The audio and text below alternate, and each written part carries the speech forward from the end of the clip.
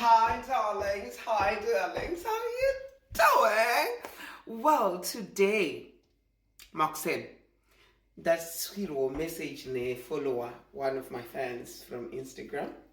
She can Queen, I'm going through a lot. And I cut, okay, can I call you? She can, it's okay, call me Queen Tatawa. And I got to discover kuti akanumburiswa nemkomana ku-university and nemkomana akuramba my responsibilities. So skana ngachifunga kuti Queen, you know what, nangoti ndisati ndazviuraya regai ningouya ningoti Queen ndatambura. I just wanted you to be the last person andichataura naye. Hey, you know, ndaseka, you know, I started to laugh. Then I say, Spirit of the living God, speak.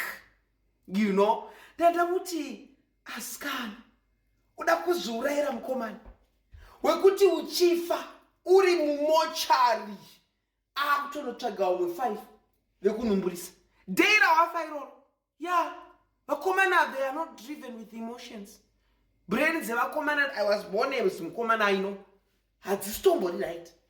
So what do? Drop out. Wakunotsvaga basa.